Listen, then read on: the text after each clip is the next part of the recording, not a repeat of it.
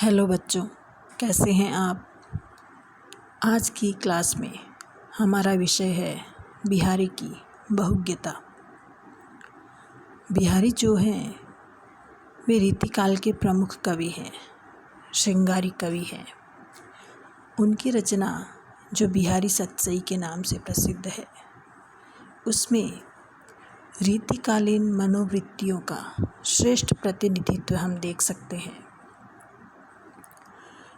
इस रचना में उन्होंने श्रृंगार रस के साथ साथ अलंकार, भाव, नायिका भेद, ध्वनि, वक्रोक्ति, रीति, गुण आदि का ध्यान रखकर बहुत सुंदर दोहे रचे हैं। उनका जो एक एक दोहा है वह सौंदर्य और प्रेम क्रीड़ा की बहुत सुंदर झांकी हमारे सामने प्रस्तुत करता है। बिहारी को बहुज्ञ कहा जाता है और प्रश्न पूछा जाता है कि सिद्ध कीजिए कि बिहारी एक बहुज्ञ कवि है, या इस तरह भी पूछ सकते हैं कि बिहारी की बहुज्ञता सिद्ध कीजिए। तो बिहारी की यह बहुज्ञता का प्रश्न क्यों सामने आता है। बहुज्ञ का अर्थ है अनेक विषयों का ज्ञाता। बिहारी दरबारी कवि थे, दरबार में रह कर के रचना किया करते थे। तो एक तो दरबारी वातावरण, दूसरे बिहारी की अनेक विषयों में रुचि थी। उन्होंने अनेक शास्त्रों का, ग्रंथों का अध्ययन किया था। दूसरी ओर जो लोक है, समाज है, उसकी तरफ भी वे खुली दृष्टि से देखते थे। तो शास्त्रों का ज्ञान, ग्रंथों का ज्ञान और दूसरी ओर लोक का अनुभव, दरबारी वातावरण, सामंती मानसिकता, इन सब के आधार पर बिहारी ने जो ज्ञान अर्जन किया, उस ज्ञान का उपयोग उन्होंने अपने सतसई में किया है। तो उनकी सतसई को देखने पर उसमें हमें ऐसे अनेक दोहे दिखाई देते हैं, जिन दोहों के आधार पर उनका अनेक विषयों का ज्ञान हमारे सामने आता है। कहीं उनके दोहों में ज्योतिष का ज्ञान है, कहीं वैदिक का ज्ञान है, कहीं गणित शास्त्र के ज्ञान के प्रमाण मिलते हैं, कहीं पर पौराणिक ऐतिहासिक ज्ञान के ऐसे संदर्भ मिल जाते हैं कि उन्हें इनकी भी जानकारी थी, यह सिद्ध होता है। तो इन अनेक विषयों का ज्ञान होने के कारण बिहारी को बहुज्ञ कहा जाता है। बहुज्ञता के साथ ही एक दूसरी बात है कि बिहारी को बहुज्ञ तो कहा जा सकता है, अनेक विषयों का ज्ञाता तो कहा जा सकता है, लेकिन उन्हें इन विषयों का प्रकांड पंडित कहना गलत होगा। अगर उन्हें कहा जाए कि बिहारी ज्योतिषाचार्य थे या बिहारी आयुर्वेदाचार्य थे, तो यह गलत होगा, क्योंकि उन्होंने जिस प्रकार के ज्ञान का उपयोग अपनी सतसई में किया है, वह उन विषयों का सामान्य ज्ञान है। जो जानकारी जनसाधारण में प्रचलित थी, सामान्य विषय जो आम लोगों में भी प्रचलित थे, लगभग इसी प्रकार के ज्ञान का उपयोग उन्होंने किया है। हाँ, ज्योतिष का ज्ञान अवश्य कुछ इस प्रकार का है जो साधारण नहीं कहा जा सकता, लेकिन बाकी जो विषय हैं, भले ही गणित विषय की बात करें या आयुर्वेद की बात करें या जो पुराण और इतिहास की बात करें, यहाँ पर उन्होंने बहुत सामान्य विषयों को लिया है और अपने दोहों में अपने उस ज्ञान का सुंदर उपयोग किया है। तो इसलिए बिहारी को बहुज्ञ कहना तो एकदम सही है, उन्हें बहुज्ञ कहा जा सकता है और उनकी सतसई के आधार पर हम उनकी बहुज्ञता को सिद्ध भी कर सकते हैं, लेकिन उन्हें इन विषयों का प्रकांड पंडित नहीं कहा जा सकता। तो हम यहाँ पर देखते हैं कि उन्हें किन किन विषयों के ज्ञान के आधार पर या उनकी सतसई में ऐसे कौन से प्रमाण मिलते हैं जिनके आधार पर उन्हें बहुज्ञ कहा जाता है। तो उनकी बिहारी सतसई जो रचना है, उसके दोहों के उदाहरण लेकर के हम उनकी बहुज्ञता को सिद्ध करने का यहाँ प्रयास करेंगे। सबसे पहले देखते हैं आयुर्वेद शास्त्र का ज्ञान, कि बिहारी ने अपनी सतसई में ऐसे अनेक दोहे लिखे हैं जिनसे उनके आयुर्वेद शास्त्र के ज्ञान का परिचय मिलता है। कुछ ऐसी बातें उन्होंने आयुर्वेद की उन्होंने अपने दोहों में प्रस्तुत की है। लेकिन जहाँ उन्होंने अपना जो आयुर्वेद का ज्ञान है उसको प्रस्तुत किया है या आयुर्वेद का संकेत किया है, वहाँ पर उन दोहों का जो भाव है, उसका जो मर्म है, उसको ग्रहण करने में हमें कोई विशेष कठिनाई नहीं होती, क्योंकि जैसा कि मैंने पहले कहा है कि उन्होंने साधारण चीज़ों को ही, साधारण ज्ञान का ही उपयोग किया है।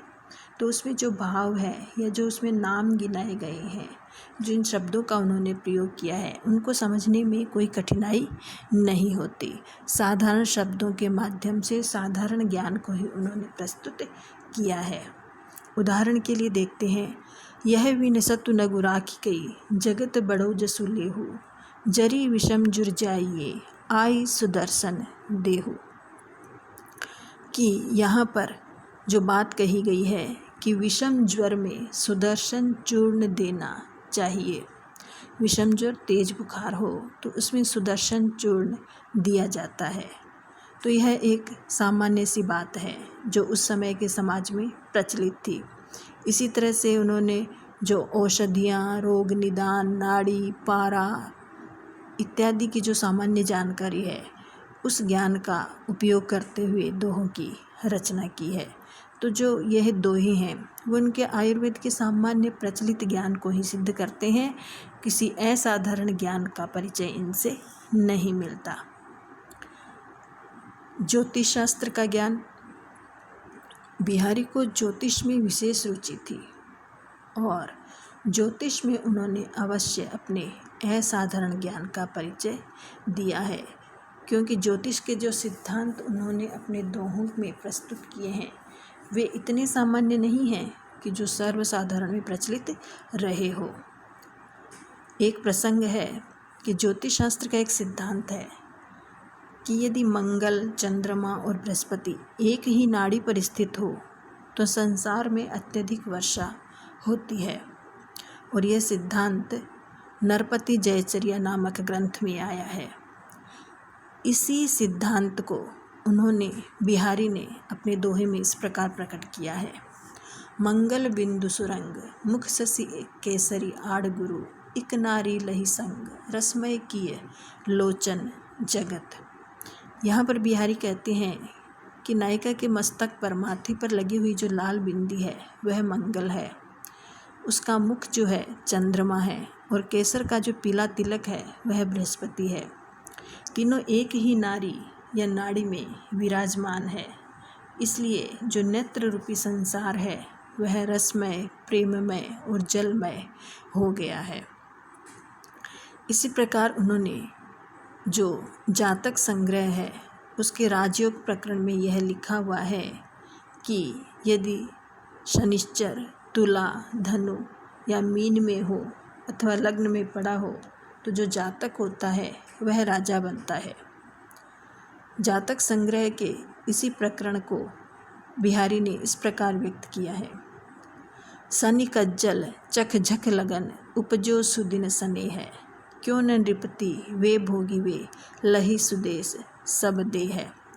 यह नायिका के जो श्रृंगार के साधन हैं, जो नायिका का जो सौंदर्य है, श्रृंगार है, उसके माध्यम से उन्होंने प्रस्तुत किया है कि जब ये तुला, धनु और मीन में शनिश्चर है तो जो जातक है वह राजा अवश्य होगा। आगे देखते हैं गणित शास्त्र का ज्ञान।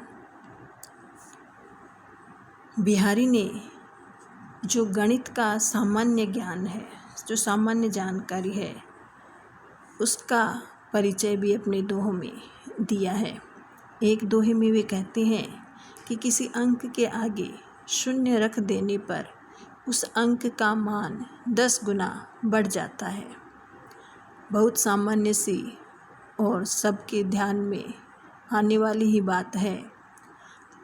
तो ऐसे उदाहरणों के आधार पर बिहारी को गणित विषय का सामान्य जानकार तो कहा जा सकता है, लेकिन गणितज्ञ नहीं कहा जा सकता।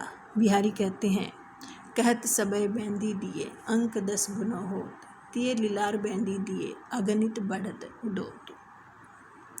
साथ में उन्होंने अपने ज्ञान का परिचय दिया है और साथ ही नायिका के माथे पर जो बिंदी लगी हुई है उसकी सुंदरता, उसको शोभा बढ़ाने वाला बताया है कि कहा जाता है, सब कहते हैं कि बिंदी देने से किसी अंक का मान 10 गुना बढ़ जाता है, लेकिन अगर किसी स्त्री के माथे पर बिंदी लगा दी जाए तो उसकी जो चमक है, उसकी जो शोभा है, उसकी जो सुंदरता है वह अगणित गुना बढ़ जाती है। दर्शन एवं भक्ति का ज्ञान। बिहारी की सत्सई में कुछ दोहे ऐसे भी मिलते हैं जिनसे बिहारी की दार्शनिकता और भक्ति भावना प्रकट होती है। एक दोहे में उन्होंने इस दार्शनिक सत्य को प्रकट किया है कि ब्रह्म संपूर्ण सृष्टि की रचना करने पर भी उसी प्रकार अतीन्द्रिय हमारे लिए अपरिचित बना रहता है। जिस प्रकार नेत्र संपूर्ण संसार को तो देखते हैं किंतु स्वयं को नहीं देख सकते। जगत जनायो जिह सकलु सो हरि जान्यो नाही, जो आँखिनु सबु देखिए आँखिन देखी जाही। कि जिस संपूर्ण संसार को ईश्वर ने बनाया है, जिस संसार से ईश्वर ने हमारा परिचय करवाया है, वही ईश्वर हमारे लिए अपरिचित बना रहता है, हमारे लिए अतीन्द्रिय बना रहता है। उसके बारे में हम कभी नहीं जान पाते वह कैसा है, कहाँ रहता है, क्या उसका रूप है, क्या उसका आकार है। यह बिल्कुल वैसा ही है कि जो आँखें सब कुछ देखती है वे स्वयं कभी नहीं देखी जाती। हम अपनी आँखों को स्वयं नहीं देख पाते हैं। ऐसे कुछ ही उदाहरण मिलते हैं। वास्तव में बिहारी दार्शनिक नहीं थे, वे दार्शनिक की अपेक्षा तो भक्त अधिक थे। राधा कृष्ण की भक्ति से जुड़े हुए या भक्ति संबंधी दोहे ही उन्होंने अधिक लिखे हैं। ऐतिहासिक एवं पौराणिक ज्ञान। बिहारी सत्सई में कुछ दोहे ऐसे भी मिलते हैं जिनका आधार इतिहास और पुराण में मिलता है। ऐतिहासिक पौराणिक आख्यानों को लेकर के उन्होंने कुछ दोहों की रचना की है। रामायण और महाभारत काल के उपमानों का प्रयोग उन्होंने अपने दोहों में किया है। दुर्योधन का जल स्तंभन, द्रौपदी का चीरहरण, गोवर्धन पर्वत धारण, इंद्र का मानवर्धन, सीता की अग्नि परीक्षा आदि बहुत सारे ऐसे प्रसंग हैं जिन्हें हम बिहारी के दोहों में देख सकते हैं। इस ज्ञान का उपयोग उन्होंने अपने दोहों में किया है। ऐसा ही एक दोहा है, पिए बिछुरन को दुसह दुख हर्ष जात प्योसार, दुर्योधन लो देखियत तजत प्राण इही बार। किसी नायिका की स्थिति का वर्णन है कि नायिका एक ओर तो अपने प्रियतम से बिछुड़ने का दुख अनुभव कर रही है, दूसरी ओर वह अपने पितृगृह जाने की खुशी से आनंदित भी हो रही है। प्योसार पितृगृह, पिता का घर। एक ओर पिता के घर जाने पर, पिता के घर पहुंचने का, अपने परिजनों से मिलने का आनंद है, खुशी है, दूसरी ओर अपने प्रियतम से अलग होने का दुख भी है। तो वह एक साथ हर्ष और शोक दोनों का अनुभव कर रही है, दुखी भी है, खुश भी है। ऐसी ही स्थिति में दुर्योधन की मृत्यु हुई थी। कहा जाता है कि दुर्योधन को शाप था कि उसकी मृत्यु तब होगी जब वह हर्ष और शोक का अनुभव एक साथ करेगा। और महाभारत युद्ध के अंत में जब वह बिल्कुल अंतिम चरण पे था युद्ध, तब ऐसी ही स्थिति बनी थी और उसी समय दुर्योधन की मृत्यु हुई थी। तो यहाँ पर नायिका के लिए कहा गया है कि वह ऐसी ही स्थिति में है जब वह दुख और सुख का एक साथ अनुभव कर रही है। नीति शास्त्र का ज्ञान। बिहारी के दोहों में उनके जो जनजीवन से संबंधित कुछ नीति विषयक उक्तियाँ भी देखने को मिलती है।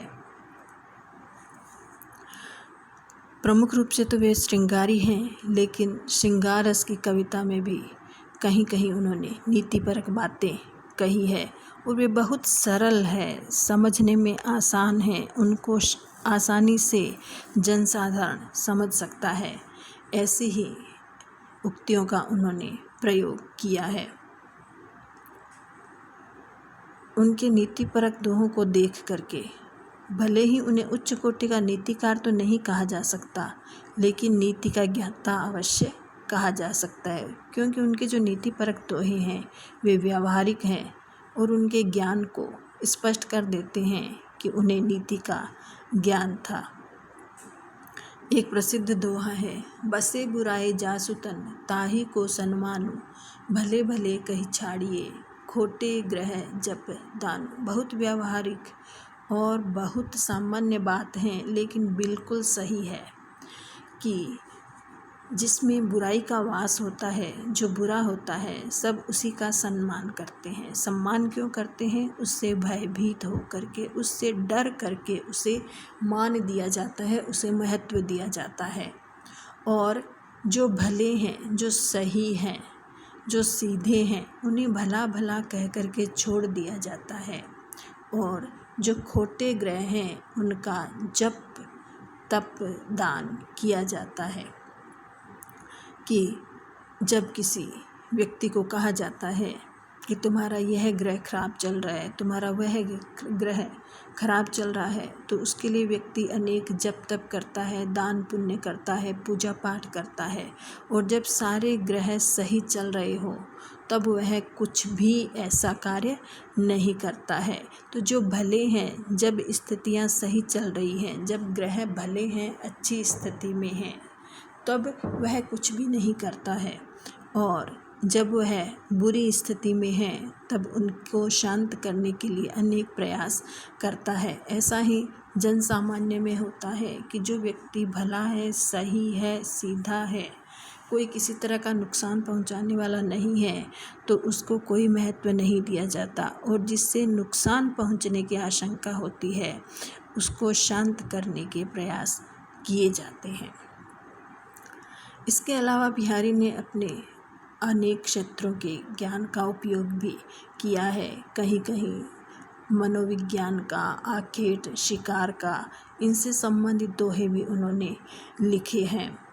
एक उनका दोहा है, दुसह दुराज प्रजान को क्यों न बढ़े दुख द्वंद, अधिक अंधेरो जग करत मिली मावस रविचंद। यह भी कि जो दोहरा शासन होता है, एक ही राज्य में जब दो राजाओं का शासन होता है तो जो प्रजा है उसके कष्ट और अधिक बढ़ जाते हैं। कि जिस प्रकार अमावस्या को सूर्य और चंद्रमा के मिलने से संसार में अधिक अंधेरा होता है, वैसे ही दोहरे शासन की चक्की में पिसने पर जनता के कष्ट और अधिक बढ़ जाते हैं और अधिक अंधेर गर्दी बढ़ जाती है। तो इस प्रकार बिहारी अपने उस समय के समाज से, लोक से पूरी तरह से परिचित थे और उनके जो दोहे हैं वो उनके समय का पूरी तरह से परिचय देते हैं। जो शास्त्रों के ज्ञान का, जो ग्रंथों के ज्ञान का उन्होंने उपयोग किया है, वह उनकी बहुज्ञता को सिद्ध करता है। जो उन्होंने लोक व्यवहार संबंधी ज्ञान का उपयोग करता है, वह उनके अपने समय के प्रति जागरूकता, उनके अनुभव को सिद्ध करता है।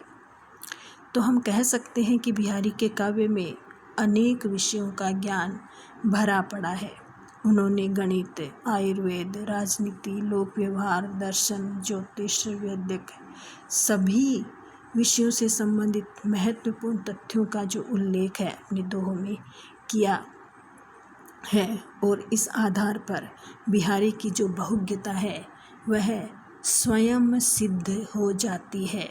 उन्हें बहुज्ञ कवि कहा जा सकता है। धन्यवाद।